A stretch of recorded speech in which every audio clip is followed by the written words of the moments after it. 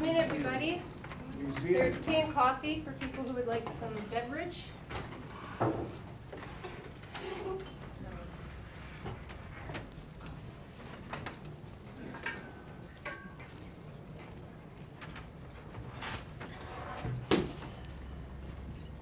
we'll get started.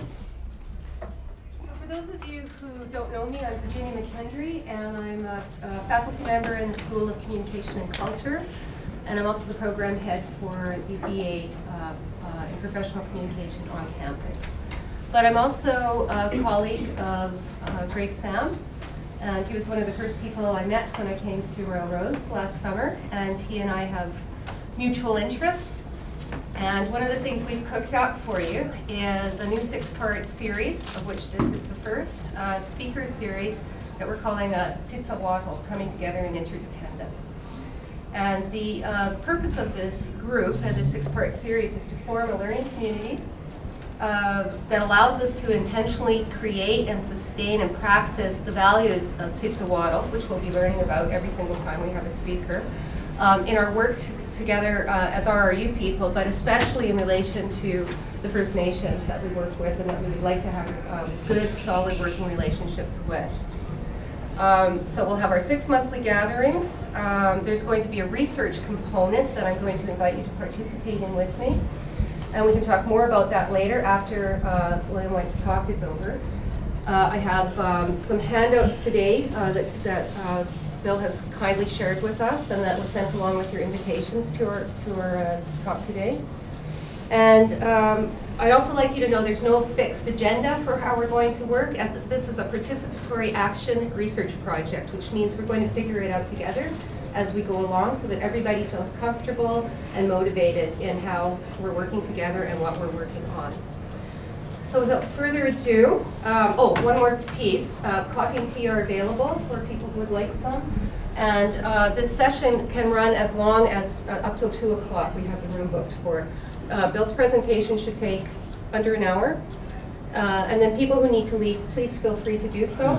This presentation is being taped for people who cannot be here, or for people if you want to look at this again. And we're going to have some discussion afterwards about how to set up some kind of Google group or Illuminate sessions or something that will help us continue these discussions and conversations in between our monthly speakers.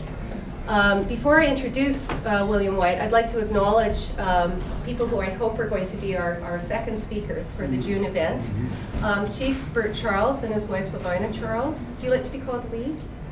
Yes, who are from Chianuk First Nation, and Bert was chief there for 41 years, and Lavina is working on Hikminam language work, and they will have lots to share with us. But I wanted to really thank them for coming today to see what they're getting into, and this will help them prepare their discussion, because I imagine people will be wanting to come back. I'm encouraging all of our speakers to be part of this group ongoing, and at the end of this I'd like us to have another meeting to talk about what we did and how we're going to proceed in terms of the research. So I would like to introduce William Arnold White, who's an Nanaimo Cowichan man. He is, can you pronounce his name for me, please, Greg? Chaylemet. Chaylemet? Chaylemet from his Islamic side, and constantly his connection with North Island was one of the elders or the traditional chiefs up there, Clark's Stall, Adam Peak, very well-known plot ranch leader, gave him that name constantly. So he has 2. And Bill White has worked with traditionally trained elders from Nanaimo and Cowichan since the mid-1970s, particularly around identifying traditional values called sinews. He has a lengthy bio here, by the way, which you're free to peruse. We were going to say that he's also a graduate of University of Victoria with a BA in History Anthropology, and he was the Aboriginal Liaison Officer there between 1993 and 2006. As you can see, this is a long 2-pager. There's so much more to Bill White, and I hope you will talk a little bit about your experience as you give us your talk today. Listen to what you're about to be told. And without any further ado, please join me in going to say something, Greg? Oh. Oh, Greg is going to make sure I behave. Yes, and as far as I know, Bill, you're open to people asking questions Oh, absolutely. during your talk? Okay. Yeah. And also feel free to write down anything that you think would figure into the talk about how we're going to do our work together later on. We can talk about that in the aftermath. Thank you, first of all, so much for the invitation. CM, Chief Charles and Mrs. Charles, thank you so much for sitting here. It's an honor to be here, honored to have you listen.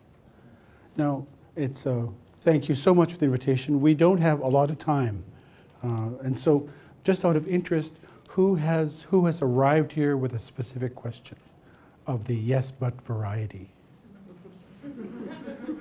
What? You're dispensing with your academic inquiring minds? Okay, I just wanted to check. Now, I do want to, gee goodness, I've been very, very lucky to have worked with Greg and his father all of the time that I was at UVic. So when his dad, I'm going to talk about him a little bit. Yeah. As the Aboriginal Liaison Officer at UVic, it was my responsibility, very much like Greg's, to bring resource people in. And for about 13 years, his father used to, we would invite him and he said opening prayer, and then he would look around and then he would give advice about what the people needed to hear. Ordinarily, people would contact my office and say, we would like someone to come in and welcome everyone and to sing a welcome song next month. And so I would automatically phone his dad and say, could I come and see you about this date? And then I'd go and see him. And then I'd bring with him the agenda. I said to the people who were organizing it, I will come, but you need to send me an agenda. You need to send me who's going to be here, and then I'm going to talk with Sam. I'm going to mention his name too, Greg, if that's okay.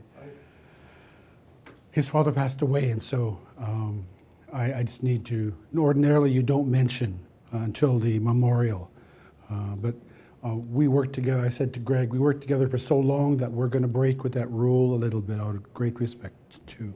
Anyway, I'd go and I'd visit with him and I said, these are the people who are coming. This is their topic. And this is, what was it, environmental studies or economics or youth work. And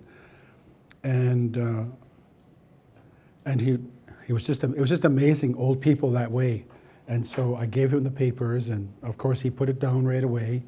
And then I said, I worked with him for so long.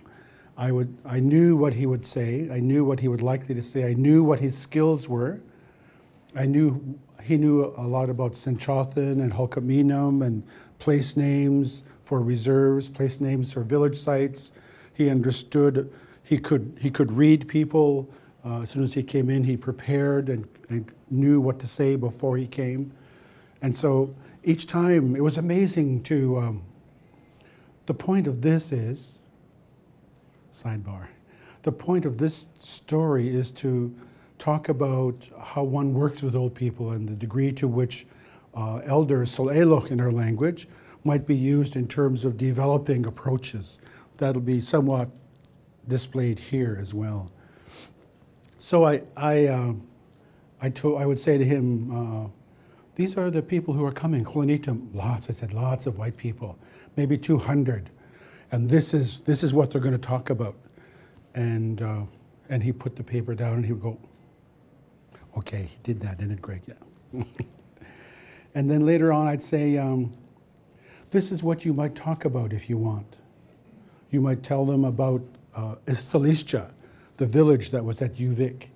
You might talk about how you were raised. You might talk about who your parents were, from his late mother. His wife was from Nanaimo. I said, these are some of the things that you might think about. Ordinarily, you don't tell sol'eloch old people what to say, but we worked together so closely that I thought I'd let him think about it. The day of the conference arrived, and of course we met him and the drummers in Greg's office, he has all of the pictures of us drumming. And we met the old man and came in. We took him to a side room, and we had refreshments there. And this is about maybe half an hour before. And he always went and he sat in the very back. Everybody would be around here getting ready and talking, and the old man would go to the back. And he didn't do this, but he was getting ready to talk. He was making himself ready. And when he opened up the conference, of course, Greg and 3 or 4 others and I would sing the prayer song behind him. And he would invoke a prayer song in our language. The reason I'm telling you this is that with the people here, traditional people, there is the fundamental teaching that words have power. Words have power, the words within songs have power, prayers have power, and ultimately teachings and conversation has power. The old people used to say, "Lot limited." Be careful what you say. You don't want to hurt people. And so it was amazing. It was amazing. Then Sam would say a prayer, and then we would sing a couple of other songs, say a welcome song or a warrior song. Whilst we were doing that, Sam would be looking at everybody. Not as obvious as I'm looking at you now. And what he was doing, and this is the great gift of old people. Traditional people, old people, are taught that it's important to be quiet. As children, you are taught to sit still and to observe. And during critical times in one's life, at puberty, when you get married, when you get named, when there's a memorial for a family, these skills, these values that we're going to be showing you are accelerated. Now, this is important in terms of curriculum. This is important in terms of things that you might think about in the course of this year when you're working with my relative, my colleague, Greg in Virginia, about how do you work with, how much you think of curriculum that might reinforce these things, because it's about 10,000 years old, these things. So Sam, back to Sam, it was amazing because he would be speaking and I, of course, stood right next to him, and I didn't realize how beneficial that was, not until recently. And of course, he said the prayer, we did a couple of songs. Then he looked at everyone whilst this was going on, and he started, as soon as he started this process when I had invited him, maybe a month before or a week before again. He started to, he didn't actually do this, this is my memory, frame, get ready to talk. And so he then moved into a session which then was, in terms of what the conference is about, in terms of what the gathering is about, he understood that it was fundamentally important to strengthen the individual, to protect the individual who is sitting in front of you, to cover the individual who is sitting here with you, to let people know that they belong. And so he would look around and he would sense the energy of individuals, and those which were, the old people never used the term paramount. He would identify those who needed to have an issue spoken about that might have been hurtful, things they were hurt by. This is important in terms of learning as well. And so in the course of his introductions, he might talk about and really strengthen. He would focus his talk to strengthen this individual or this individual or this individual or this individual, so that they understood they belonged. It was an amazing skill that I learned from him, and it was quite good. You're very welcome to go around the side here if you like. I'll look the other way.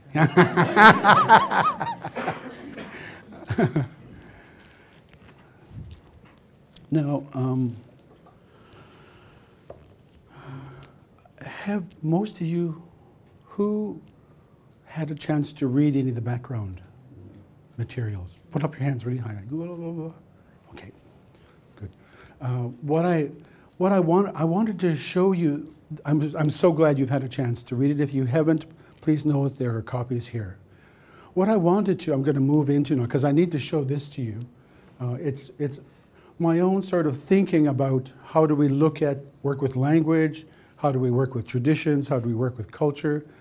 I first of all wanted, the old people would say it lot limited. Be careful that what you say, make your mind strong. They used to say to us during critical periods, well, I forgot your name. Tammy. If she was feeling really vulnerable, the old people would say, Tammy, make your mind strong for what you are about to hear. I think this is very useful in terms of working with our own people. Because I thought I had experience in Cowichan, where all of my relatives are. Greg reminded me of that this morning. I had experience of several relatives who came through this institution at a master's level. In the 60s and the 70s, the old people used to say to us, something like, gee, when our people go to university, when they go to school, we change.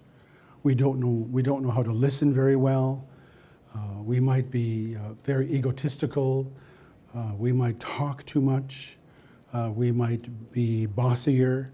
We don't know how to work with the old people anymore. Now, the reason I was telling you about the old man, as many old people are taught, is that in our traditions and culture, you are taught to listen, to watch, fundamentally. All the way through high school, all the way through university, individuals are marked for participation. How well can you participate in group sessions? Now, this is important in terms of academic discourse, but that, if we had a longer session, I would make you work and ask you what the benefits were and why it would be difficult, but we don't have a lot of time, so I'm going to cut to the chase. One of the challenges with that discourse is that to critique, to put folks in a circle and have them read this and then talk about and criticize what you read, talk about how it could be improved, is nanuchas. It could be described as quite bad because the individuals, the students, are not being taught how to listen. They're not being taught how to help. They're not being taught how do we work together. And that could be a huge problem in terms of when they return to the community. I sat in at two North American Indigenous Games meetings several years ago. I sat in with one of the earlier planning meetings, and this young lady, who I won't identify, was hired as consultant, or one of our own relatives. And there were some old people there, including myself, and they set the tone for the meeting, and she talked a great deal during the meeting, during the intro. Then we sat down, and I was sitting there thinking, gee, she sure talks a lot. And I was looking at her, and I was trying to think, you know, I don't sense any traditional knowledge with her. Awatat senyus. I don't sense any teachings with her either, which isn't a good thing. I was sitting there and I thought, gee, I really find her annoying. But again, we're not supposed to say anything. And again, I wasn't senior enough to say anything too. And so she was talking. The chair would ask for opinions and she would interject. And I thought, oh, I know where this comes from, because I was at UVic then. I know where this comes from. it's really bad. I thought, there was a chair next to me, and the meeting was starting. I thought, oh, please, please, God, don't let her sit next to me. And sure enough, she sat right next to me. And during the whole meeting, she talked. During the whole meeting, like there was nobody else in the room. And I thought, this is why, and I don't think I can do that. Maybe my good relative, Greg, can do that. Greg, look at somebody like they're talking too much. I don't think I can do that. Oh, so I spent the meeting thinking, I don't believe you're talking this much. And I really, my sisters wouldn't be allowed to talk like that. And so I think that's a real danger is what I'm telling you. So if you can think about this in the core, for those of you who are going to develop some new programs, think about ways. I know there are new ways that are being developed to help students work differently. And then we had another relative, again, a graduate of, I apologize for saying it this way, who was a graduate master's program from here. He came to my office when I was at UVic, and I can't remember what program it was. And he was from Cowichan. And again, he had the same feeling. Awata Sinyus. He wasn't raised or trained the way one should. And I said to him, oh, hey, I said, do you know, if you want, we can turn over a bibliography to you, because academics love bibliographies. Come on in, come on in. There's a seat over there. You can rush right by. And so I said to him, oh, gee, you know, we can lend you the bibliography which identifies H.G. Barnett and who else was that? Oh, the eminent Barbara Lane, the anthropologist Barbara Lane, who did some work with our old people. And Wayne Suttles, for example, his 1963 paper, he talked about the importance of values. Barbara Lane, in her dissertation, 1953, talked about the conservative nature of the Salish within the region. And I thought this would be so helpful for his innovative work at the master's level. And so I was doing my version of exciting and fulfilling the obligation of how can I help you? This is the list of things that you can use to help frame. And he just gave me that blank look of, I don't know what you're talking about. It's not important to me. It's not important to my academic discourse. In my courses, we're not asked to work with traditions and culture, etc. And so I just stepped back. He worked for the school district. He worked for the Friendship Center. He's working down here now. And of course, he would be hired immediately because he has a master's. But he doesn't have the ability to work with the core strengths, to work with old people, which is fundamental. Now, our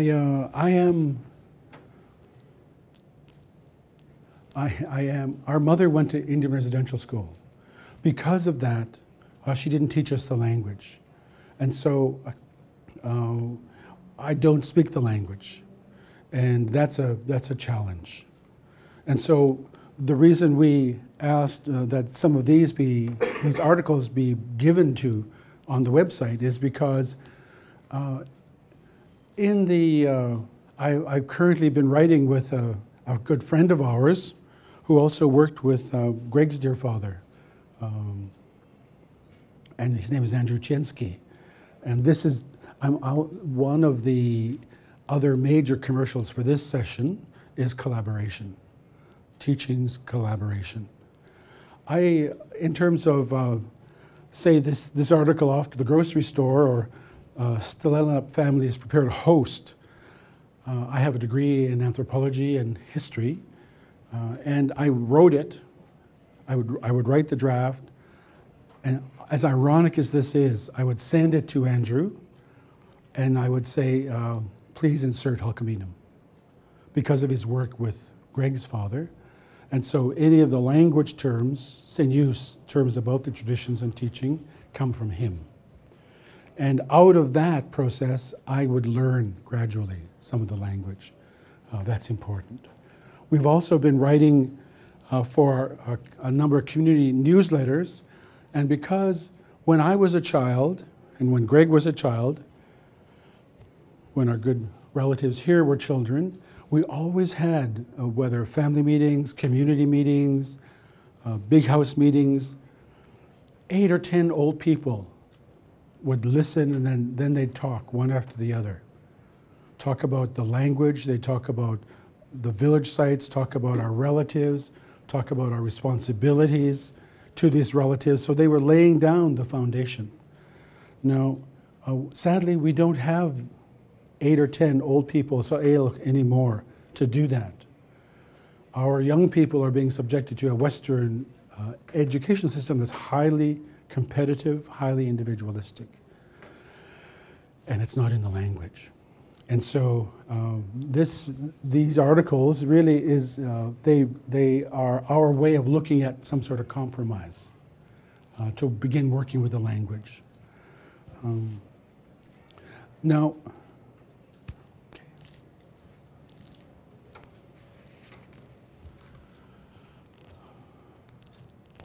let's see. Okay, I'm sure we can do this. Why I wanted to, I'm just going to go back. If this PowerPoint looks great, it's because I have a younger sister who's more talented than I am. She has a Bachelor of Fine Arts from UVic, and so if she didn't do this, you would just have title, Huinachat and Squall, and the description, and that was it, blank page. And as well, my colleague Andrew Chiensky, that we've been working with for many years, has provided the language. This PowerPoint was created for grade 10, grade 11 students. Now, what we did is we were invited to go to the school, Andrew and I, and so I said to the teachers, if you wouldn't mind asking the students who are coming to list questions that they have about their terminology as First Nations, because I'm old, I just use the term Indian. That's a period thing. And so this PowerPoint, I think they sent us about 70 questions. And the advantage with young people, of course, is that young people are more likely to say what's on their mind. And they're not going to be exceedingly careful. So it was amazing at the number of questions that they provided to us. I think we took about 12 questions, and those questions appear at the very top of the page as we move along, and our responses are underneath. Now this image, of course, we have real issues, as we know. I think that I'm hopeful that in the course of your work with curriculum, with young people, it would be amazing to develop a master's program in which young people begin to look at this sort of approach in their coursework. Sure, Craig. Now, numbers of, since the 60s, the 70s, the 80s, and the 90s, academic courses have focused on social issues. Alcoholism, drug abuse, family breakdown, social breakdown, etc. Many of us have seen the stats. It is a very difficult time in our lives. I'm heavily influenced by the work with the old people. Again, the Indian residential school experience has been paramount the last 4 or 5 years, 6 years, and people, our own people get up and they will testify. The real challenge with that testimony process is that it's so inconsistent with the way the old people prepare places of safety, old people protect, old people surround, either with prayers or songs, and they don't usually let young people talk at length about the issues. So I'm hoping that one of the things that you might begin looking at in the course of your work and your collaboration is identifying cultural approaches, strength approaches, language.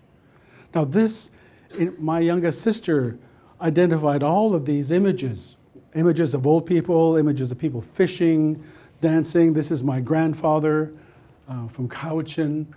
This is from the NAG Games. This is a prominent speaker this is a specialist in our language, Queequals. Is that Queequals?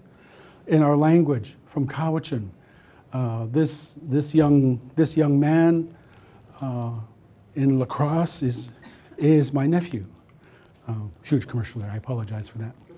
But what is good for me, and I'm hoping you would look at too, is the degree to which in the 70s, the 60s and the 70s, education literature reinforced the importance of images when working with the people.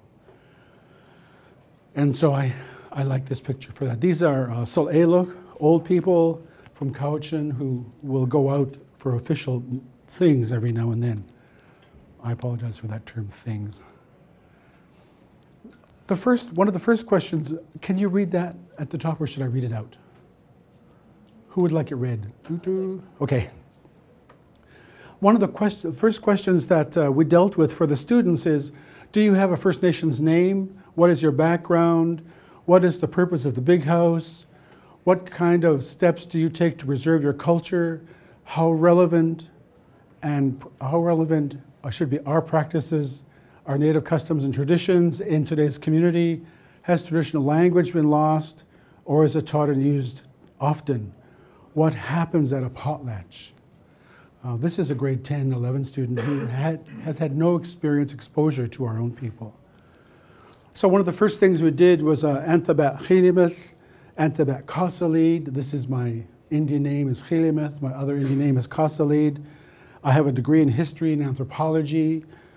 Anthabat Andalou, Andrew, the old man that we worked with, Chief Adam Dick Quaxistala from northern Vancouver Island, his people and I think ours, could not pronounce Andrew, so he called him Andalou.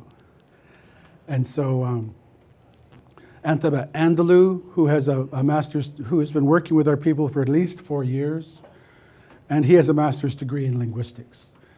Now this image, of course, is a potlatch scene, and it was likely, I think mask dances were being used. The early part of this century. This other photograph was taken from a 1970s, one of the few Salish exhibits this was at UBC, and this was a naming ceremony inside the big house. Here we have two, probably the parents of this young man who have organized a public event to give their son an Indian name. To validate his name, one of the specialists, the 3 or 4 specialists in this territory would be used to validate his name. In this case, a Shalmuxis, a rattle. Can you read the questions at the top? I'm on your way, sorry. Bill, maybe for the purposes of the tape, it would be good to Oh, read them out. okay, yes. Yeah. Okay, the students at that time asked, do you think language and culture will recover and thrive as it once did before residential school? Do you think we will have Hulkamanium in the future? And then First Nations languages seem to be on the decline. What do you think will happen over the next 60 years or so? What action should be taken to stop the loss of First Nations languages? We are very lucky in our territory, the Coast Salish region, southwestern British Columbia, northwest Washington State, in that there are two very old and very powerful ritual and cultural institutions that 1,000 people might attend. This is the Winter Dance Complex and the Shaker Church. My relative Greg is one of those specialists. Our people who he would refer to as a Queequel in our language. And one of the things so normally at these things, Greg would speak primarily in our own language. And he would say, normally the speakers would say, "Huyanach please listen to what you're about to be told." And then Lachlakaluk, which is his Indian name, would reply, and he would continue in Hulkaminam. The blanket shows that he's been hired by a family. In that case, it would have been us. That blanket that he's wearing shows that he has been hired as a specialist. He has training associated with speaking, and he has a responsibility to protect everyone, to be careful, lot limited.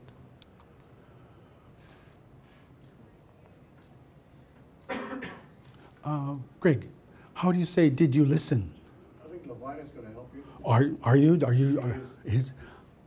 Ask her in Indian, please, Greg.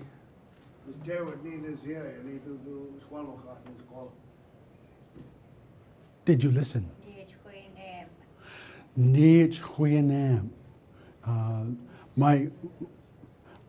My grandfather used to say that.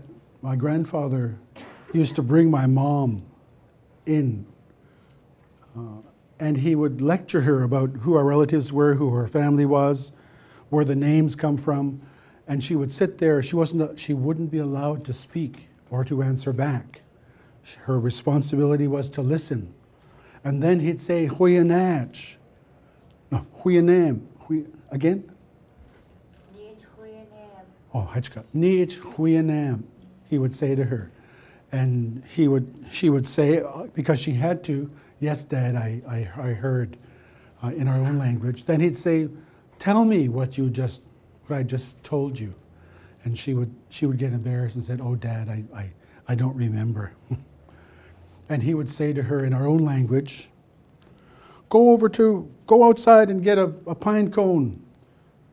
And I'm going to put one in your ear so the information doesn't drop out.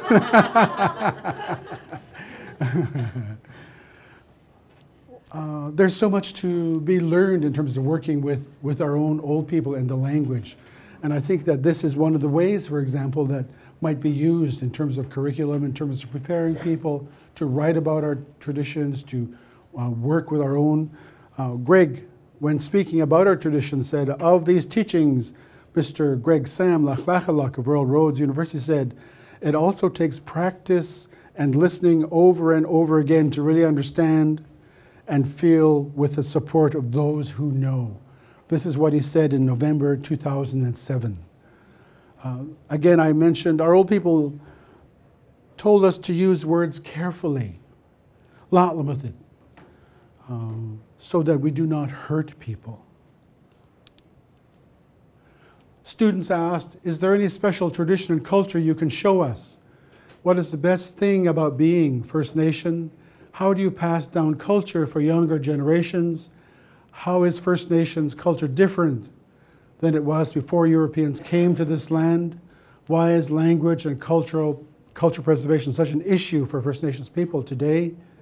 What actions should be taken to stop the loss of First Nations languages?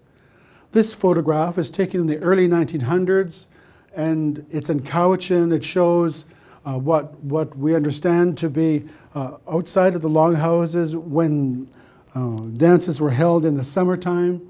Hosts would erect potlatch stands outside the main houses. On those potlatch stands, they would pile blankets, 60, 100 or so nobility blankets, swakwat of goat wool. And once their formal work was finished, the hosts, who in this case, I suspect this individual here is a Kwikwal. He's their speaker. The family hired a speaker. They are throwing blankets to the relatives who came to witness the memorial, the naming, etc. Children watched and participated in these activities, learning they too belong and have a responsibility to work with the family or to help out. This is important, and we see a great deal of this kind of behavior with families who are active in the big houses or the Shaker Church today. Our family is going to be having a memorial in November for my stepfather. We are just finishing a round of family meetings. There might have been, for the planning meetings, 15 or 20 family members coming together to talk about how they're going to help out, who's going to bring what, identify who the specialists will be. And for this memorial that's coming up, I think we're going to have about 45 or 54 people that the family will hire to sing, to cook, to seat people down, etc. It's a very, this answers their questions, what I'm saying.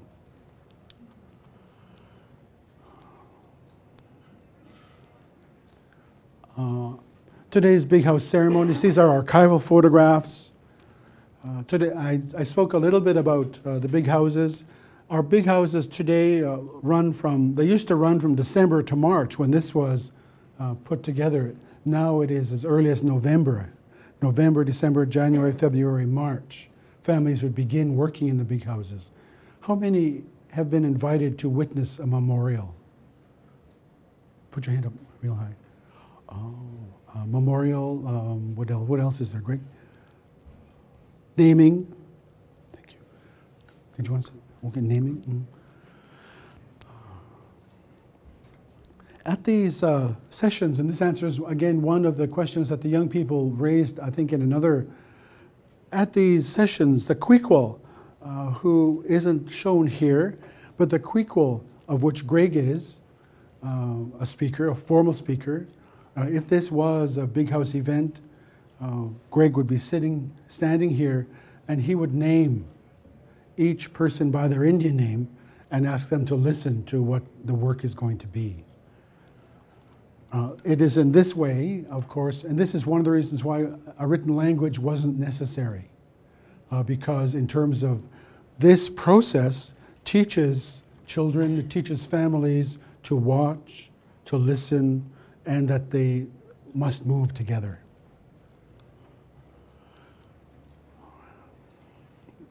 How far did the Cowichan people travel in their canoes and boats? How does a person become a chief? How far did the traditional territory of the Coast Salish people extend? This is not a direct answer, I just noticed that now. What we did say is that prior to the arrival of the Kolonitam white people, the Coast Salish had three classes of people: nobles, commoners, and slaves.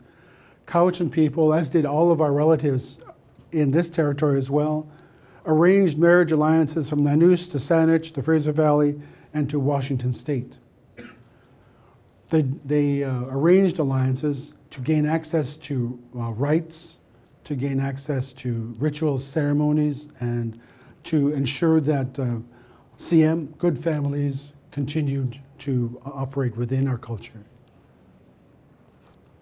Women also used canoes to gather berries, and in this case to gather reeds later woven to line the big house walls.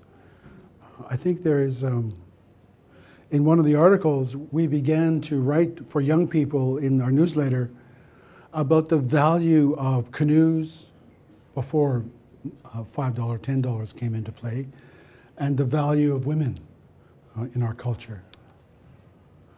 Is there any special tradition picture you can show us? Do you think it is important to pass down culture for younger generations? The simplest answer is that it's been very clear to us, certainly from the 60s, the 70s, and the 80s, that when our relatives, our brothers, our sisters, our aunts, and our uncles moved away from the culture or had it removed, either by the residential school and also public school, that they were not able to cope very well. They weren't able to cope with racism or discrimination. It was very problematic. And they certainly weren't able to cope effectively with the modern world. I think in the 70s we had a suicide rate of 3 times the national average. I'm currently working with a group in Cowichan to identify sinews, traditions, strengths, in order to strengthen our ties with old people, Sol'eluch, particularly around prevention and helping individuals cope who are afflicted with HIV and AIDS. During the summer months, the question was about culture and what can you show us. These photographs show during the summer months, families moved together, children physically trained to get into shape for the rigors of canoe racing. The 11 men or the Klootchman, which is women's canoe racing, predates the arrival of the European. Values such as being clean, working hard, helping one another, working together, listening to the old people are reinforced, even during the training. Did you want to add anything, Awa? No, okay. Do you think it is important to pass down culture? Elders, whether Queequel in our big houses or canoe captains, always use the phrase Gwam Tunshkwalawan, all associated with being clean, being strong, and working hard. I would think that it would be fabulous if a master's program were to be developed here in which students were trained to begin looking at identifying these strengths. And they would return to develop programs and to work with our Soleiluk and to use language. Begin that process. Language, whether it's Hulkamino or Senchothan, has to be used in a much more regular way if we're going to capture those strengths. A student questioned, Disney has come out with movies that depicted different races in a way that offended many people. Has it bothered you to know Disney depicted them with pure red skin and calling them Indian and savages? Do you think this affects younger children or just First Nations people but other races? Clearly we've seen the impact of racism over time. I just read a newspaper article in which the federal government, Fisheries and Oceans, was talking about the depletion of salmon, and they were reinforcing that the reason we don't have a lot of salmon is because they didn't say it in the newspaper, but they were talking about Indians selling salmon, which is the whole reason. And I thought, oh, that's so classic. It really shows to me that they haven't been academically trained very well. They don't have the history, they don't know anything about their fiduciary obligations towards the people. Anyway, in terms of the question, our immediate response was Disney's Peter Pan, 1953, and did speak about Indians as savages, etc., as did many Western movies, especially with John Wayne and others. Often Italians were hired to play Indians. In order to protect themselves from strange things, Indians often wore red earth tumult as ritual protection. Pocahontas stands in strong contrast to the treatment of Pocahontas. Now, this other one is, so we grew up during the 50s and the 60s and saw the John Wayne movies and the attacking of wagon trains, etc. This is one of the few times, I won't do this very often, Greg, when you see little Billy White and my late brother Frank. As children, we of course loved cartoons and TV as they were new. We saw cowboy and Indian movies from this period, but when we played cowboys and Indians, we made sure the Indians had more guns, that was us, or there were more Indians. As a university student, I paid particular attention to early government records, which also spoke about Indians as savages. The early historical records also didn't give Indian people names. They recorded Indian chief or Indian village, and then the next paragraph they listed quite lengthy who the Huilanitum, the white speaker, was. Ichusathi, is that correct? Ichusathi, Stemolati, Ichusathi. Are you all right? Are you all right? Thank you, Heichka. I'm going to return in terms of the language. Again, old people, when we first met, would likely, I loved watching old people come together, you know, very quietly, moving in, sitting down, and they might say, "Ichusathi, oh, how are you?" And then they would respond. I love this quote from Dan George in 1974. He was talking about, he said, for some time, he was talking to young people. He said, for some time bewilderment will, like an ugly spirit, torment you. Then rest on the holy earth and wait for the good spirit. He will return with new ways as his gift to you. This is so classic in terms of the way in which old people continue to say, these are the things that are important to you. When you are ready to learn these things, I will pass these along. And also, classically, the old people did not go on at great length about the challenges associated. As children, we were never spoken to about how horrible Holanitam are, white people. We weren't taught about that. In contrast, the old people believed that words, songs, prayers, and talk had power. In the 70s, these young people had been taught how to move with a prayer song. This is our nephew, Ken. The old people, our ancestors, believed that helping one another by using our Hwalmuch names, by helping one another, protects us when we encounter challenges in our life. They teach us to be strong. This, I'm going to probably move along now. Does anyone have a question of the yes but nature? That's okay. It's not a question. I just wanted to. Want me to move along? Okay. I just want to apologize because I have to go. Oh. And I feel bad about leaving just Oh. when you're in the middle of things. But I also want to thank you for coming. Thank you so much. So much. It's been a wonderful day for us. Thank Oh, you're so welcome. I learned a great deal from Greg's father about the importance of being helpful. Whether it's Greg's dad or the late Agnes Pierre or our mom, left us with a teaching that we have a responsibility to help. We have a responsibility to listen. We have a responsibility to take what we learned from him and what we learned in school to help. So if you have to go, please do go ahead. And we are filming the Q&A, so those of you who can't be here can see what happens. This was, that's okay. What's your name? Troy. Huh? Troy. Troy. Okay, thank you, Troy. I shouldn't do that really, but this is interesting. I mentioned I don't speak the language. I'm not as skilled as my cousin or our relatives. I have no skills that way. But I needed to find a vehicle to learn. In the 70s, we learned from the old people on our reserve the term Gwamkwamton Shkwalawan, make your mind strong. My colleague Andrew Cienski, of Polish-English ancestry, was interviewing a Sol'eluch in Cowichan, it's Ruby Peter, to go over his dissertation.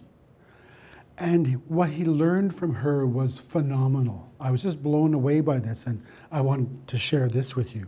Gwamkwamton Shkwalawan means make your mind strong. She was telling him, of course, what he, in his own teachings, learned was that Shkwalawan identifies your mind. Kwal refers to language, or one could mean to speak, hence Kwikwal. And this was, I never heard this before, and I might get you to help me. The opposite of being strong is Gwamkwam Shkwalawans, which refers to having emotions that are up and down.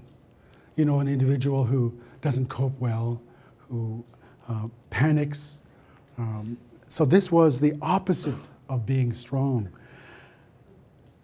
And she said, like grass that bends in the wind.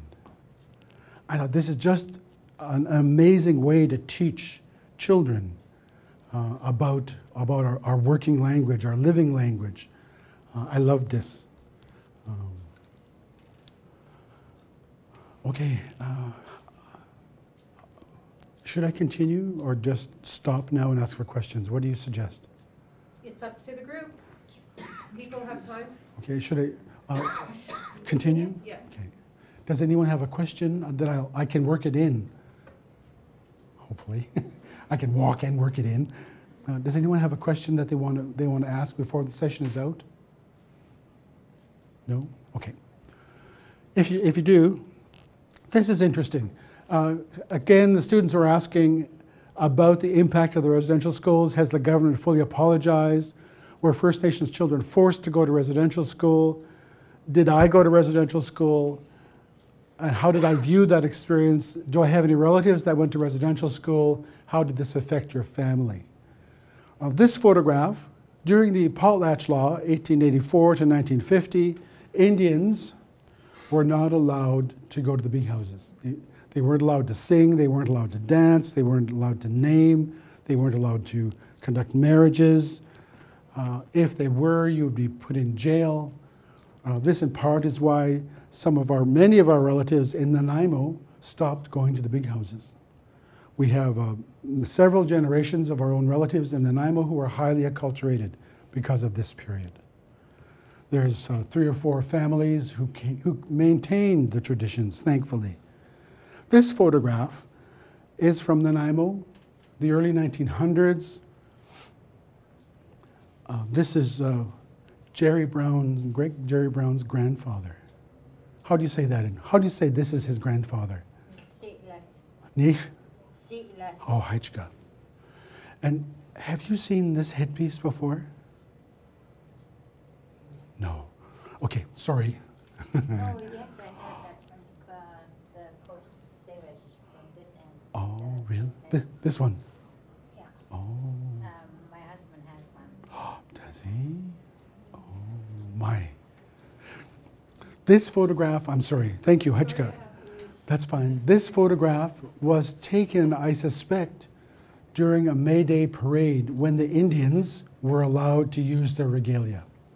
And so I recognize some of the families from here. Thomas Crosby was the first minister on our reserve.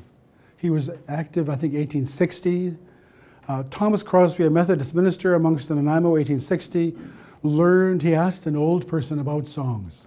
Thomas Crosby learned that songs were used for feasts, to celebrate marriages, to clean and protect, to mourn the dead, to engage war, to race canoes, to ensure the return of salmon, ultimately to protect the children. This is very significant in my view. Very powerful and old Coast Salish institutions operate. The Winter Dance Complex, Big House, activities, and the Shaker Church. At any of the Big House sessions, November, December, January, February, March, you might have 1,000 people who have come together for initiations, namings, and memorials. 1,000 people, if you can imagine. Most of you who live here might see Indian people downtown who aren't doing well, who are either asking people for money or not coping. That stands in strong contrast to what goes on here, and this is what's important. And also, I learned from, I was attending, I think this is it. I learned from attending meetings in Nanaimo when we were looking at the Douglas Treaty, for example. We would sit around and always we had a cousin who got up and cried about the residential school. And we had another cousin who got really mad about the loss of hunting rights. And I used to sit there, I was thinking, oh my God, we have heard this before. I really don't want to hear this right now. Nanu khas. It's really bad for me to think that way. And because I left the meeting, several meetings, and I would think about it as I was driving back to Duncan, where I'm staying now. And I thought, gee, the reason he is so angry, the reason she is so hurt, is because this is what happens when oppressed people have not had their strengths reinforced, their history, their traditions, and their culture. And so I had to look at it differently. And when I went back, I then began to argue with our chief and council about protecting our traditions and to not take that excessive honorarium they were being given to sell our rights away. Now, what time is it? Okay. Is there anything else I need to talk about, Greg, do you think? Is there a story that you think is really important at this time? Try and be a little less shy, Greg. When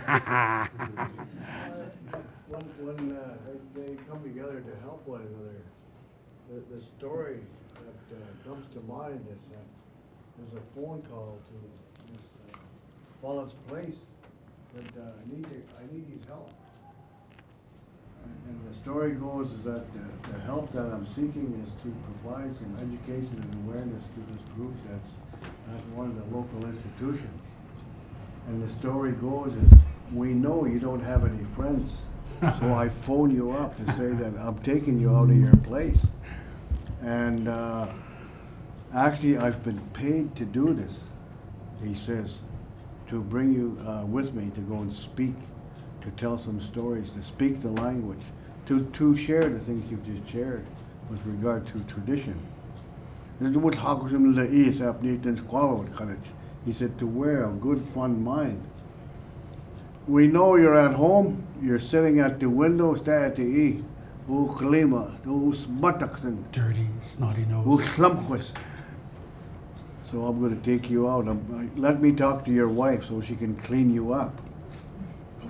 Put So- some shoes on. Put some shoes on, the same size. Clean your feet. They're Clean dirty. your feet, put the same colored socks on.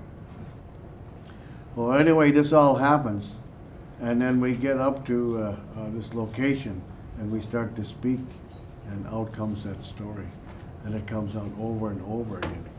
But the story, what it is that they're seeking help, they're having fun doing it, and they're preparing themselves to speak about tradition, culture, strength, and to look at the territory. I think Bill has talked a lot about the territory, the respect that's directed to the people that come from that territory.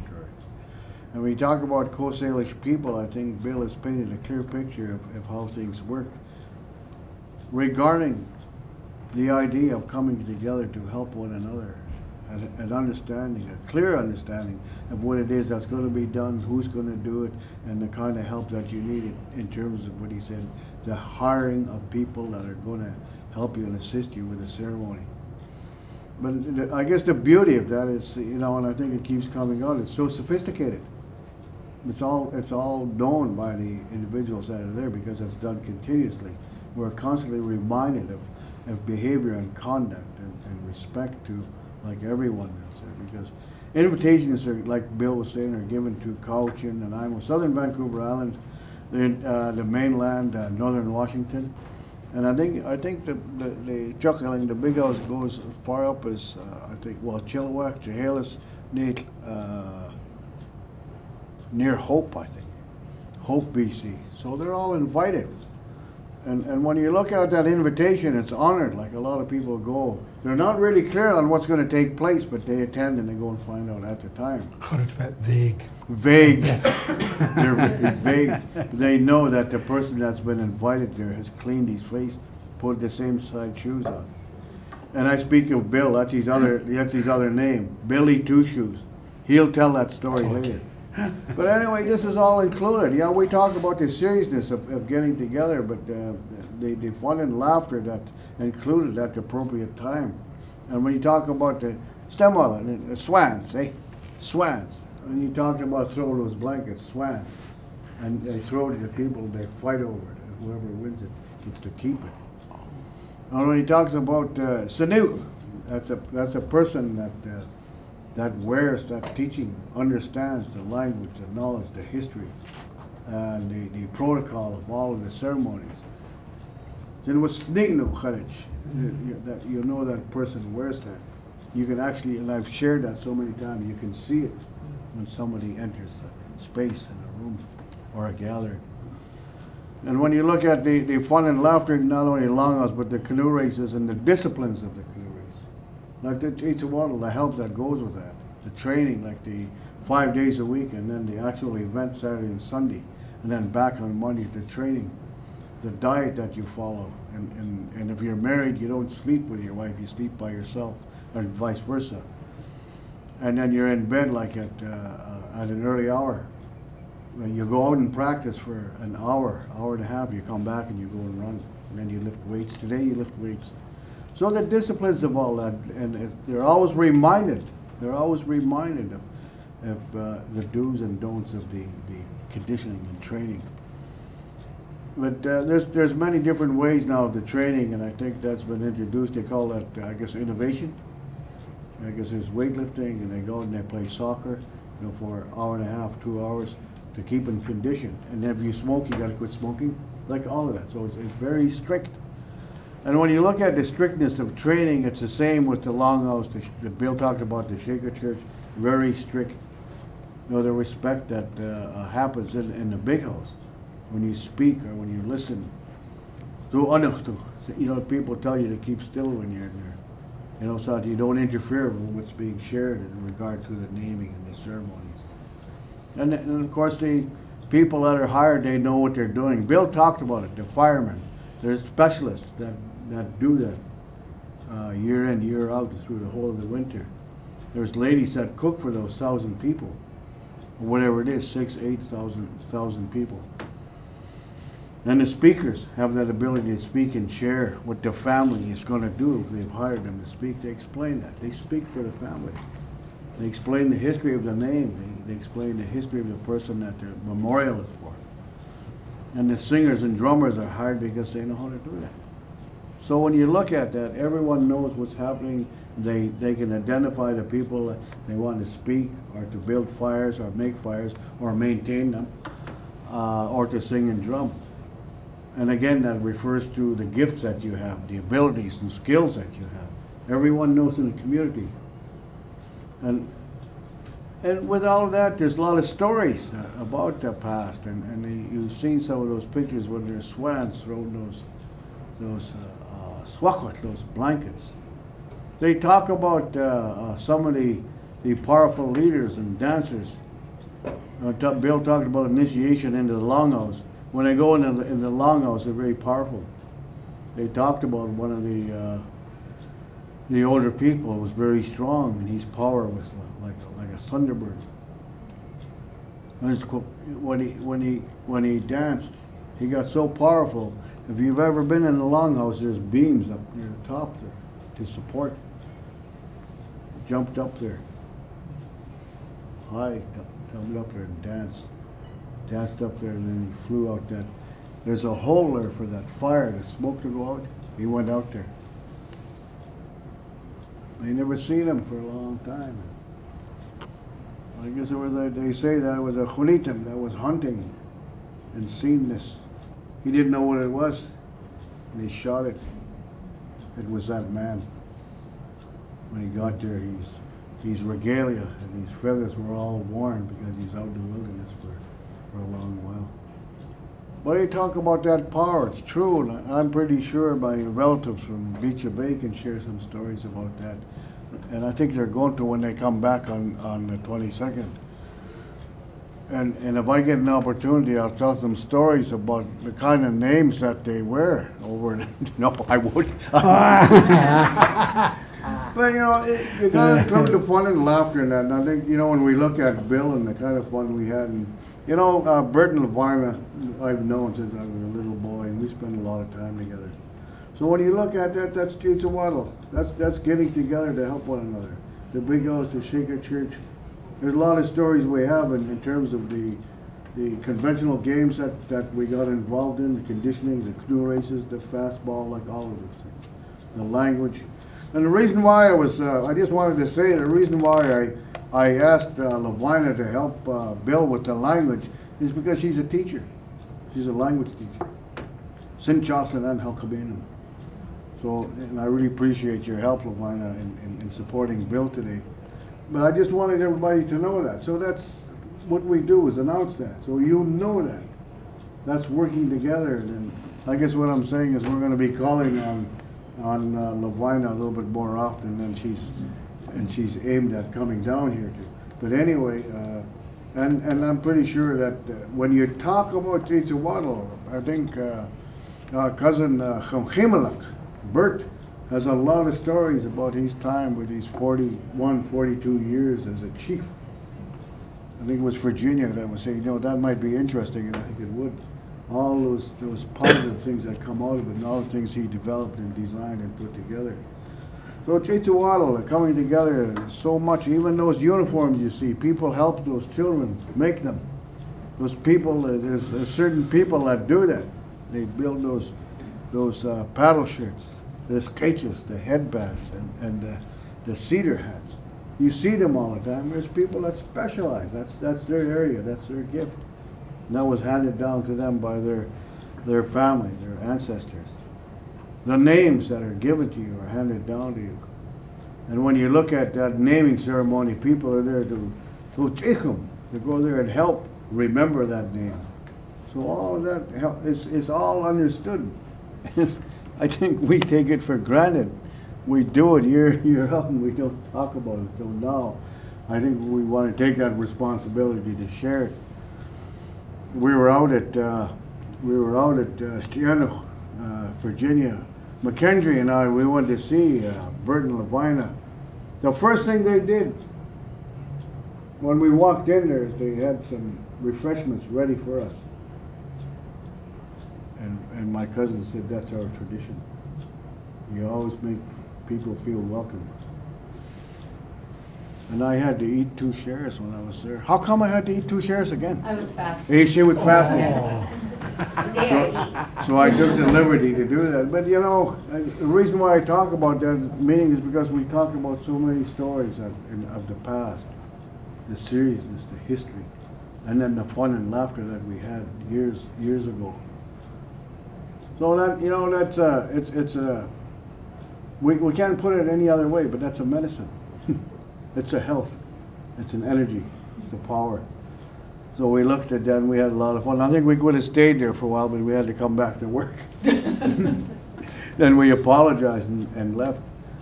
But you know, that's just to give you a small piece of what, just to add to what Bill was saying in terms of everyone coming together to work together, to help one another, to assist each other, to speak, to let other people speak. And people talk, or at least Bill talked about people that's quality. Looks like things quality. They say they talk. And when I was thinking, he said, you give them that look, and they say, they do like things quality. They used to tell you. You're not even saying anything, you're standing up there talking. Boy, that's a powerful. They were very direct in those days. They were very direct. Nathan, that's not where. Oh, Hazel. Remove Hazel, then it's little lady. So when you look at that ability to lead, I think I shared that before. When Bill talked about when we were younger, like we were what, 4, 5, 6, we weren't really allowed down the longhouse, but we went down with our parents. Then we steeds al niet in de salelle, snap je? Oh, Hazel. Then we lamlich niet in the assa. She'd come walking with her kerchief on. Oh, she looked mean. You walk in, and she just looked at you. Shh! We'd run up. You know how the seating goes up. We'd go sit up. Even if there's 4 or 5 people in that big house, we'd go sit up. But you had that ability. She knew what she was doing. It goes right back to that. She really knew a lot. She was a leader. She was a boss. I didn't like her. I didn't like her at all. Is it too? Ja, gelukkig is er toe. Oh, Gezel, je moet eat. And then I got older. We were in town, and this old lady gave 50 cents to my brother. She didn't do that. She didn't do that. She's too mean. He said, no, look. For the longest time, I didn't believe that. As I grew up and she passed away, it was quite a few years ago, I sat there and I said, I miss that old lady. I really miss that old lady. We don't have that kind of leadership as strong as that. So she taught us. She conditioned us. We didn't know. But no, today we have a respect for our relatives and our visitors that come in the big house. We have a respect for ourselves and the things that Bill talked about. And the elders, the Saliluk, you talk about the Saliluk, the elders, because they knew that all they spoke was the First Nations language. And when they spoke in the languages, you could feel it. You could really feel what they're saying. If it's a story, if it's a teaching, or if it's discipline. There's different ways of speaking. You could feel it, understand. There's more impact There is. with teaching, speaking in your own language. It's like you said, you can really feel it. There's more impact that goes with our teachings in our language. We teach our children constantly, and sometimes our children think we're repetitive. And then we just tell them that we're going to keep telling them until they can remember and know it. And it's a strong, strong teaching, and we practice it with our children. And there are some of our First Nation people that don't want to have anything to do with it, which is really, really sad, because they are in trouble. Sabes Mestimo. Oh, this news. Okay, we got no knowledge, they just don't know where to go. And it's sad for us when we try to bring our families together, and there are others that are tearing us apart. So it's really a tough part of our lives to try and get our families together, and to try and get them to listen and to know how important it is to be proud of being First Nation. I think.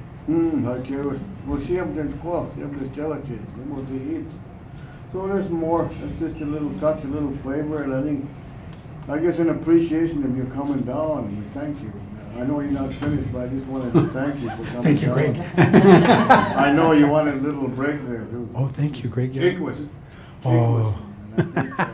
but just exhausted. Just exhausted. This poor thing. I will not ride up with you to Duncan when you're tired. Oh no. If it's okay, I want to tell you about this picture. Right? Yeah. Pardon me? Yes. The traditions and the values that have been throughout. We talked about sinews. They have real importance. I purposely want to say this to you because it helps with my healing. One has to use these things all the time. This little boy is my nephew, Ken. My sister's, the oldest sister's firstborn child. Our mom, my sister had 2 children immediately, and our late mother just loved this, of course, her first grandchildren.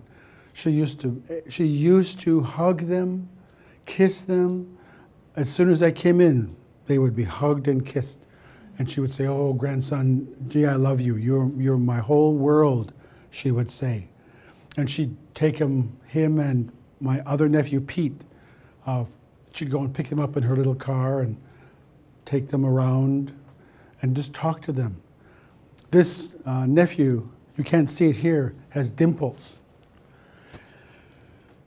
And I took a photo of Mom kissing him at Kapataranwinis at the Cultural Center in Nanaimo in the 70s. And he has dimples, and Grandma was kissing him. And his the next brother, the second child, who here is a second child? Just one? 2, 3. Okay, a lot of it. I have to be careful what I say. Oh, to eat. A second child sometimes I'm an eldest child, so I tend to be conservative. I tend to be rule-bound. I was horribly shy. I used to tease Greg about being shy, but I was talking about me. Horribly shy. Anyway, his brother looked at Ken and that picture, and he said, that's the whole reason he has dimples, because Grandma kissed him. Anyway, our mom passed away. No, mother should not pass away. That's the golden rule. Never, never, never. And we had 3 older women come and stay with us during that cycle. They talked for us, they cooked for us, they drove us, they made us get up every morning to cry before the sun comes up. finish crying, ritually cry, really, really cry. Go back in, wash our face, and then we'd go out and hire. Go ahead, Greg. On and on. Gee, when we were children, at funerals, the sidebar, sorry, but it's important. At funerals, the old women used to really ham all. Well, Can you talk about that? they always had special women that would go and show their tears and let people hear their cry to help the people that are mourning. And that's also to help them so that they don't have to go through it. Quailcan. Well, My, this is important. For those of you who are going to be developing curriculum to work with the people, because there are very few of our Salish people come here to universities. But I'm hoping that because we're talking like this and you're going to do this sort of thing, you'll create a good energy, a different energy in which people will think it's important to come. Haichka, this is so important. And this is kind of how I find this really exciting in terms of learning something new, the terms and having it validated. Quailcan. Quailcan. We heard, as children, we heard these 2 or 3 women who would just cry, really, really cry, and they'd talk about how they miss that person who has just passed away. We don't see that anymore. Anyway, with my nephews, we had those old women in the traditions, Sinews. The tradition said that if this was the family in mourning, the family had to sit together, to walk together, to eat together, to move together, to talk nicely to each other, to help each other, to tell each other how much they are loved. The old people said that when you do that, you frame how you will be for the rest of your life. You become stronger for the rest of your life. Can you say that in our own language? so what's that? Move together, strengthen each other. That's how you will be for the rest of your life. That's just like what I've heard several times. Tse Tsa Watle. Okay, Helping one okay. another. Tse Tsa Watle as one. That's Samat is one. Haichka. Did you want to add, Greg? Awa. Oh. So, of course, we were very lucky we had those 3 old women. They weren't old then, really, but it's because of their knowledge that I'm saying this. We had those 3 women who were with us during the 10 days, I think, that we had to work that way. And so what that meant was that every time I see my nephews now, I remember, gee, Mom really loved him.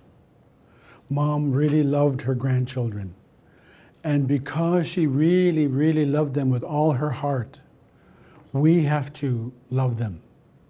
And we have to hug them and kiss them as much as she did. It's amazing.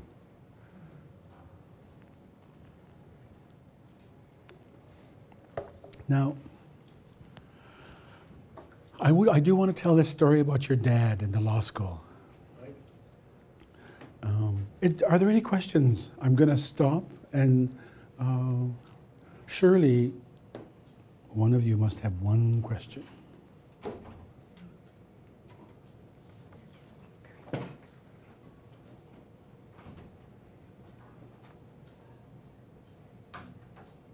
Going once? Briefly, tell me what faculties you're with, and then I'll tell you these 2 stories. I'm with, well, I'm not a teacher, I'm a student. Oh, are you? What are you taking? Human Security and Peace Building. What year are you in? It's a master's program, I just started. Nice. Okay. Thank you.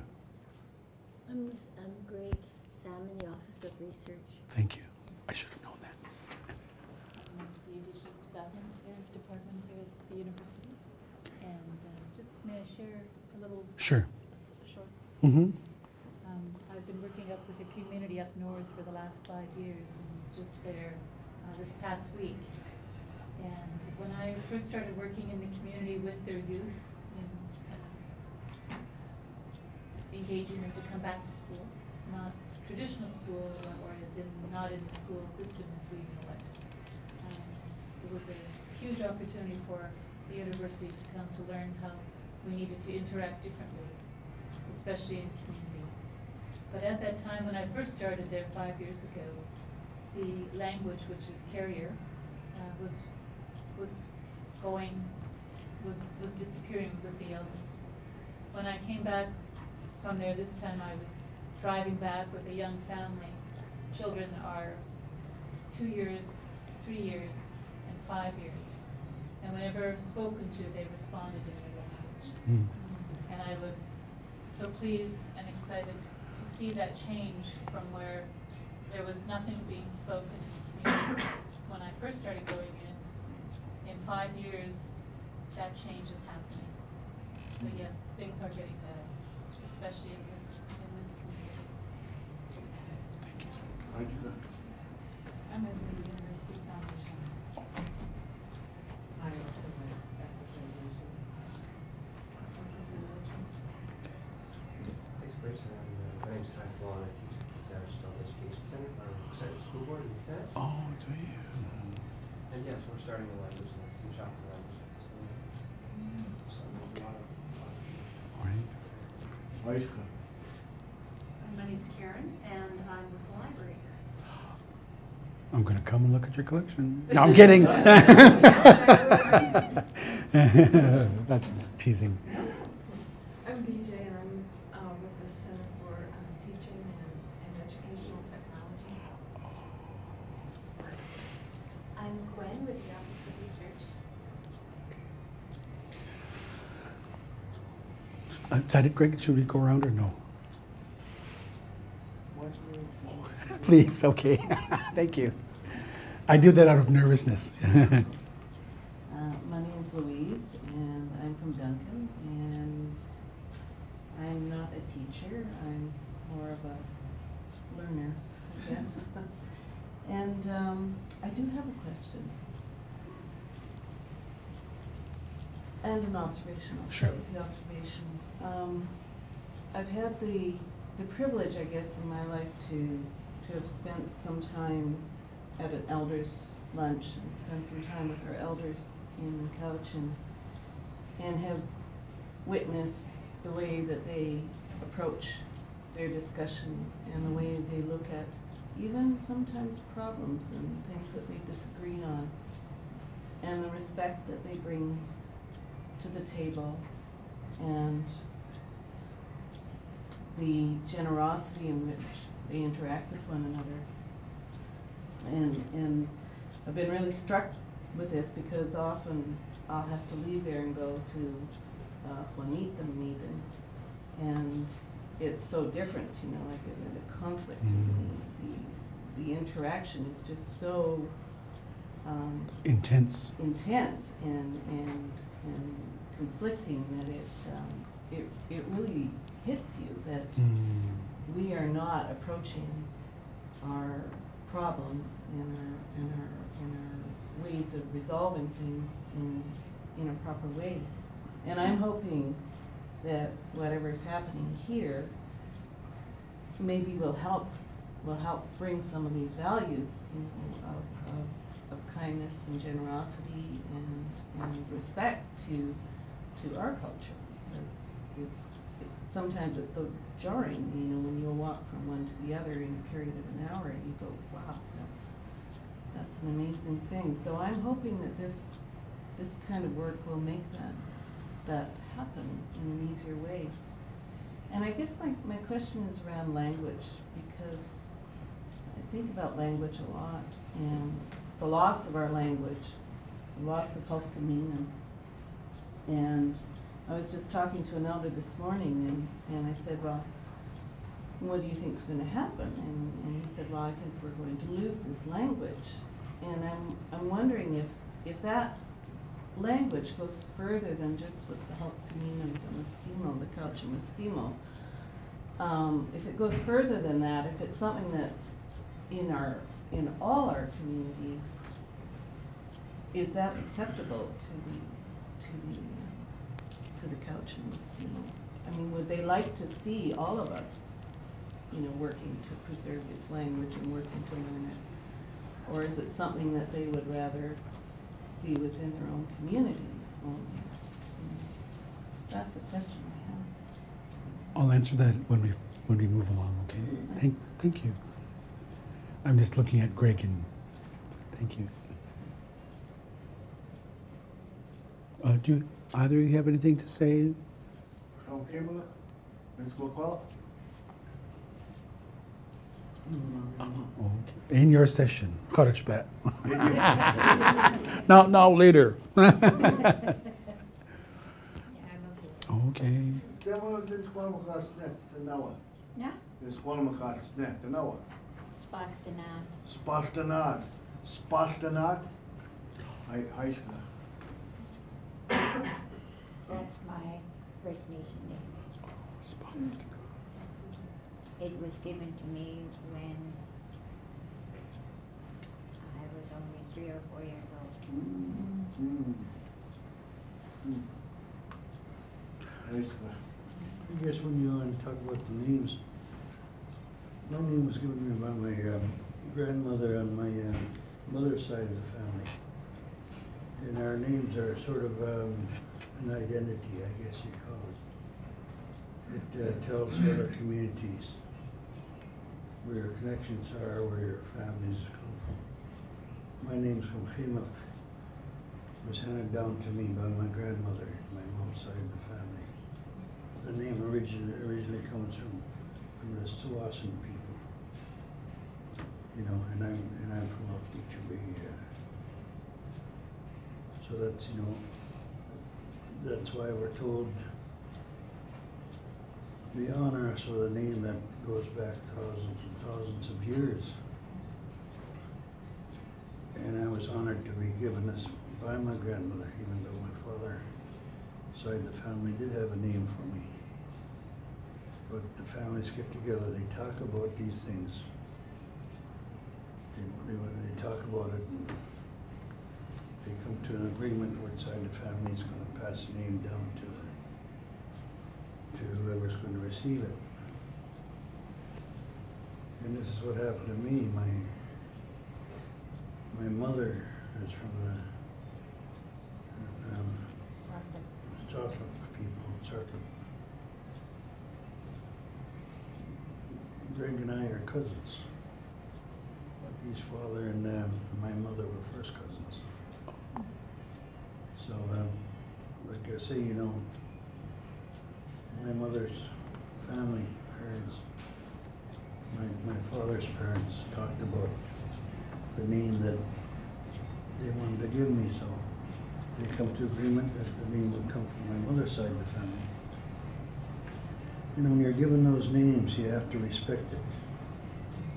You have to be very careful in your actions in your life, the road you're walking in your life. If you make a mistake in your life and you do something wrong, whatever it may be, people look down at you, frown at the mistakes you made, and you have to try to make up for those mistakes by being the person that you are supposed to be, positive at all times. And if you can't do that, then they'll take the name away from you. And you're without a name. You're without your traditional name because you have embarrassed your ancestors. So you have to be really careful in life when you're handed these names because, like I say, they go back thousands and thousands of years, and those people that carried those names before me, this name before me especially, was an honorable person. Now I have to try to be an honorable person. And you know, in my time in life, I grew up in 2 different worlds. I learned a lot of negative things through another culture that I practiced a lot on, you know, but I'm sorry I did that. And I had to work away from my people to make the almighty dollar to support my family. And I did that for years. I became an elected chief when I was 21. In those days, I had to have my own job and be a chief at the same time. I had to take time off from my work to travel, spend my own money to travel and try to better the conditions of my reservation I was living in with my families. You know, nowadays you get what's called an honorarium from the federal government when you're elected into those positions. So when I first got in there, I had to have my own money, travel to Ottawa, meet with the Minister of Indian Affairs, argue with them about conditions that my people are living in our communities. You know,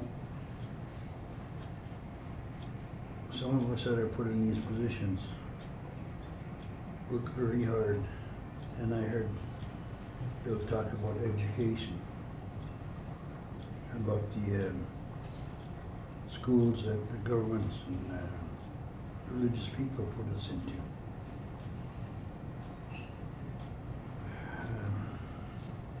A good friend of mine, he's passed. Very young people, or young elected people. His name was Dennis Alphonse. Duncan Cochin. We sat down, we talked about things. We talked about the school systems, what they were doing to us, to our kids. We never had kids, and we were just young guys.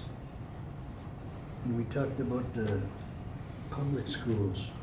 Why don't we see if we can do something about this? See if we get our kids in there. And we decided to talk to, I think it was, I can't remember who she met. I think it was like Ed Brown. I think he was like a chief. And Wilson Bob. We got all together in Island here. We discussed it. And then we went to the federal and provincial governments. We started negotiating. The rest of Canada, chiefs in Canada heard about it. They all came along with us, negotiated with the governments. In 1962, our kids started in public schools. My eldest daughter was the first one.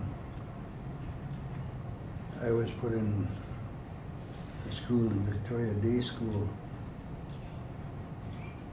I was in this Indian day school in Sawnese when the Department of Affairs vehicles pulled up, loaded us boys on and took us up to Victoria and put us into a school up in Pandora Street.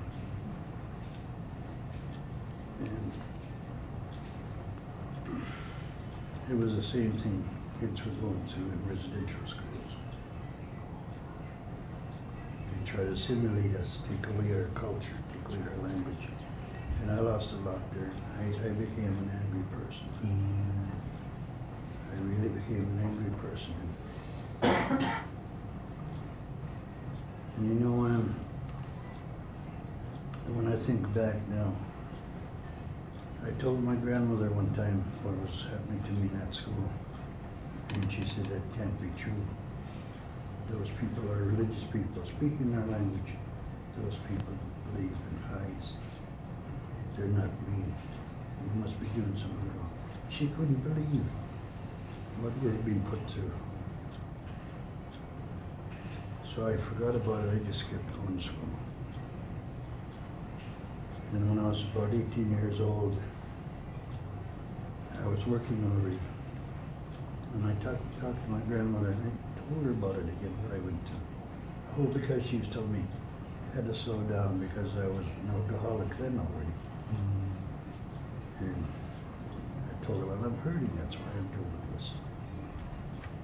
And she says, you know, it's not those victims' fault. It's not their fault you're feeling or you're hurt. You're feeling the way you are. She said, it's your own fault. You know, how could it be my fault?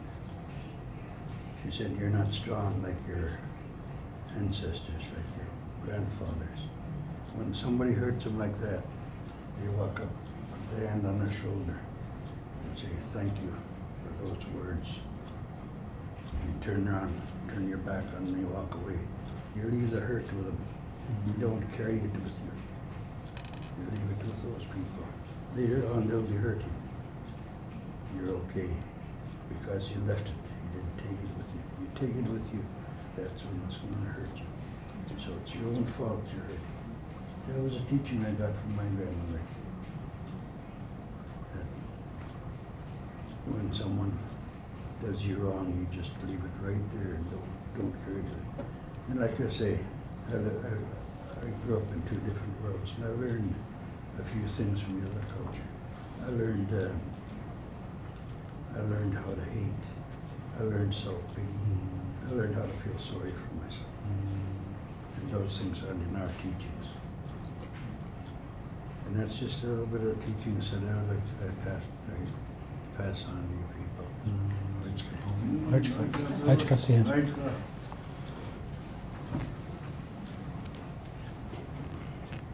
Ciao. Greg said, I've talked enough. The session is ended. I'm going to tell this story very quickly. It's one of my favorite stories. It's not about Greg. That will come later. That'll come later. I started about second children and how the teachings, Tse Tsa, works to help with one's everyday life. Many of our young people don't have those anymore. Awatat Tse Tsa, they don't have anything. And then I want to make a comment about language for your benefit. Our mom passed away in the spring. Old people, our mom used to say to us that this time of year that's just finishing is a dangerous time. It's the time when people pass away, and it's a time when relationships end. That's what she was telling me. And what that means, of course, is that we have to use our traditions, Guamkum Tanchkwalawan, stronger in order to protect everyone. Our mom passed away in that time, as did, of course, many others. The challenge for us, because I have two sisters and a brother, and nieces and nephews, the challenge for us was the very first Thanksgiving. Mom always brought us together for celebrations. It was important. And so I was sitting with my sisters, and they said, what are we going to do for Thanksgiving, brother? Formally, they asked, because I'm the eldest. And I said, well, gee, I said, it was important for Mom, for us to come together, and so we have to continue with this. We have to come together. I said, because Mom passed away, we're not going to have turkey, I said. We're going to have a protest Thanksgiving. We're going to have chow mein. So we had chow mein for Thanksgiving. The next test came along in December. We're sitting with my sisters again. And they said, what are we going to do for Christmas, brother? And Rose's second son was sitting in the kitchen.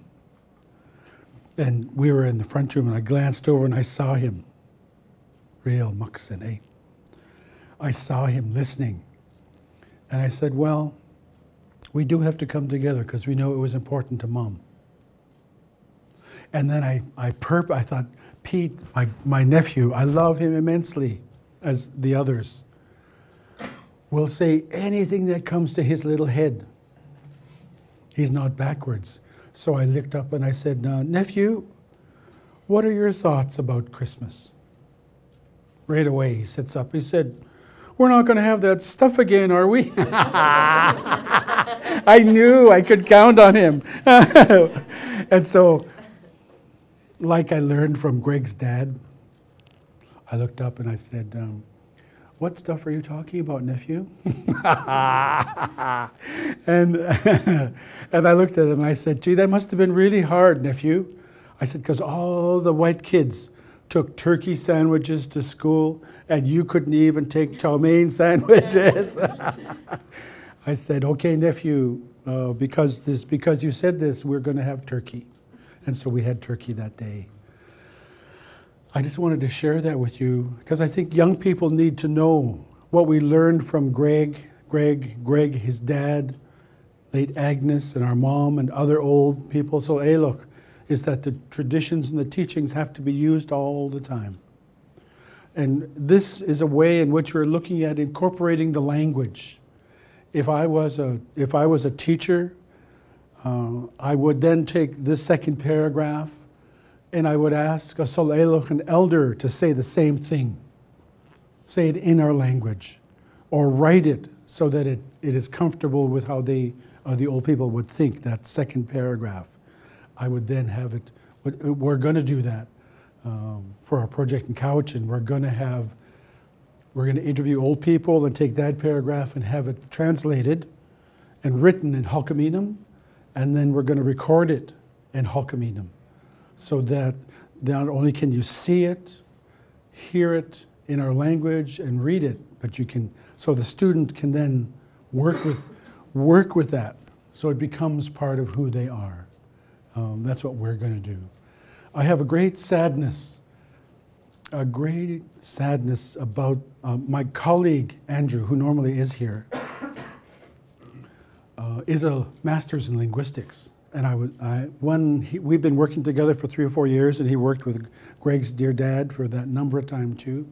And I said to him, Andrew, something like that. See, when you work at a university, you can be authoritative. I said, Andrew, because with great respect, and I have to be careful here, I said linguistics, the linguistic curriculum, it begins and it talks about subjects, verbs, and adverbs, and it writes. It talks about the language in an English way. They've taken English rules and written it for English-speaking people, and they teach everyone about subjects, verbs, and adverbs. I am of the period when in English grade 4, 5, 6, and 7, and even at university, I had no idea what subjects, verbs, and adverbs were. And I purposely chose anthropology courses because it didn't require formal writing as much as others did. So, and he got a little hurt, real chashe. He did.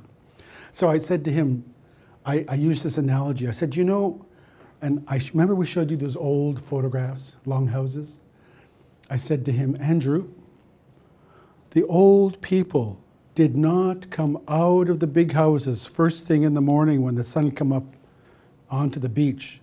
The old people, they didn't come out of the big houses, stretch, and they didn't say, I'm going to talk about subjects, verbs, and adverbs today. Oh, no, they didn't do that.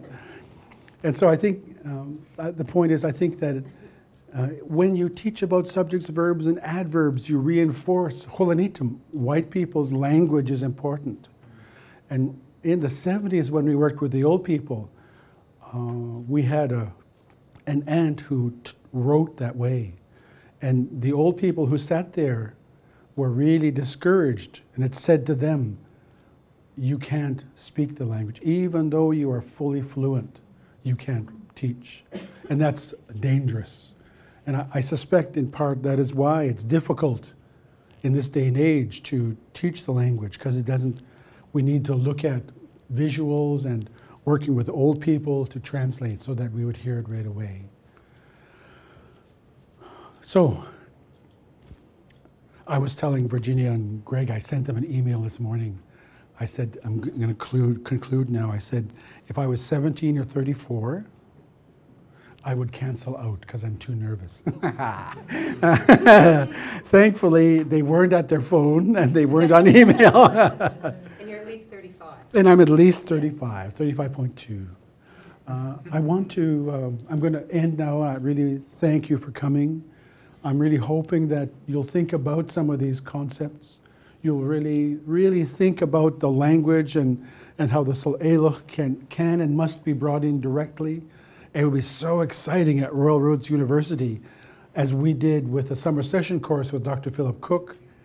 We developed a summer session course in which elders sat with students inside a longhouse for a summer session course.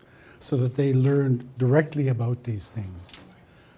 And so I'm thinking, I'm really hoping that as you can, whether you're looking at proposals or collaboration, that you will really look at working with language speakers in a very strong and consistent way.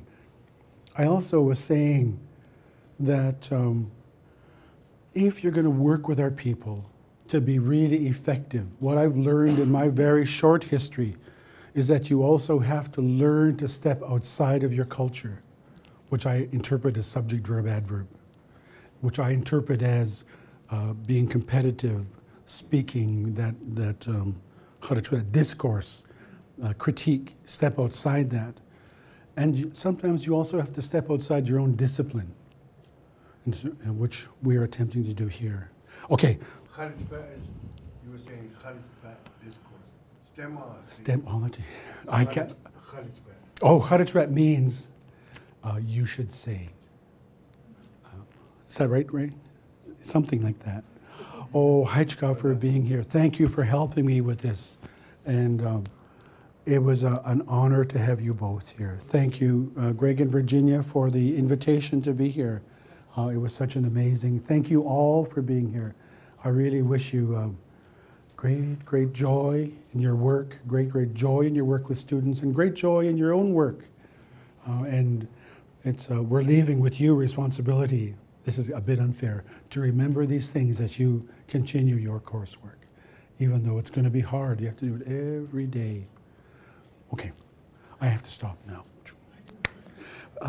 Please take any of these readings if you like. It's our way again of looking at how do we incorporate the language and values. How do we take these language and values for young people in a modern day? Okay, Greg? TV here. So I would just like to say Heichka to Bill Wright for coming and speaking to us today. Heichka very much. And I would like to ask you to come back whenever you can to participate in all the next 5 of our speaker series. And I would also like to invite you to participate in any discussion groups or illuminate video conferencing sessions or things that we decide to have together. You obviously have thousands of ideas, and I didn't ask a question because you provoked about another 1,000 questions in me, and I think it would be nice to have more space and reflective time. And a nice thing about the writing is it allows us to listen a little bit to each other before we respond, so I think it will fit in. I'd like to thank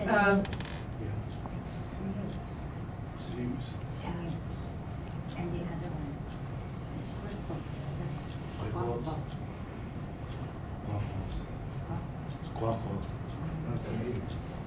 And I would also like to thank you, Levine and Bert, for coming today, and I'm looking forward to what we do with the things you're going to talk about on June 22nd. I hope everybody here can come, and hopefully we'll, I'm not sure if the group will grow or not, but perhaps this will spread a little bit, and I think we're in grant 318 or something like that next time.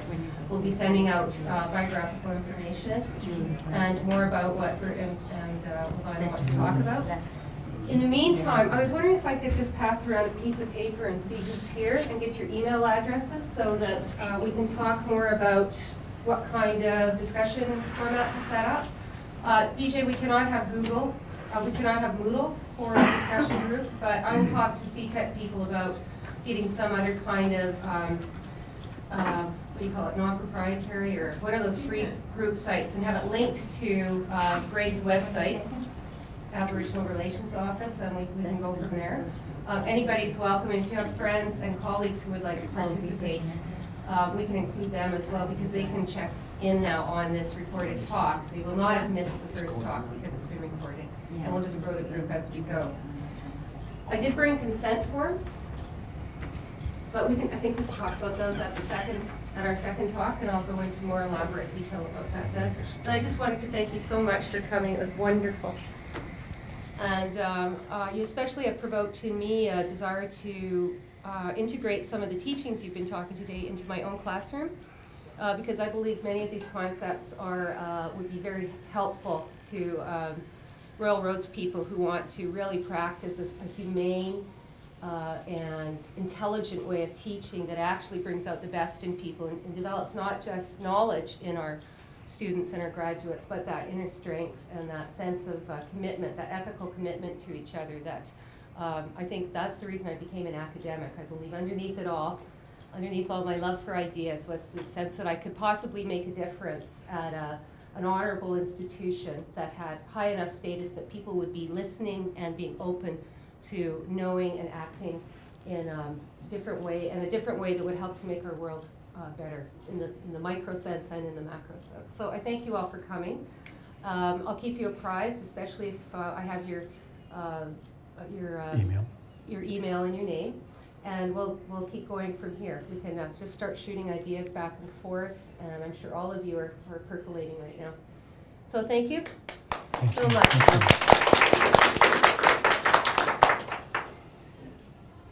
We just want to, oh, it was something before you go. Could you just share with us what you were saying when you were correcting? Making a snooze. Snooze. Snooze. Snooze. Yeah. Snooze. Snooze. Listen, snooze. Then a snooze. Then you can ever. There's the L. Like, Snooze. and And when you're talking, it's squawk-wall. Squawkwell. Squawkwell. Squawk-wall. Squawkwell. Sing. Like, it's good, and that's how it works. I don't think there's anything wrong in terms of being corrected. I mean, it's always happened. And he's not afraid to tell us that he's older than me, I gotta listen to her. I'm scared of her. Yeah. I just want to take this opportunity to, just a brief thank you for Bill. Normally we have blankets we give to, the people that we want to thank. And today, my wife didn't put that blanket in my car, so we're improvising. We're going to give him his blanket now. Oh. Yeah, somebody said that as an IOU. We have a red blanket for him. Do you? We have a red blanket for him, and I'll have to deliver it up to your place.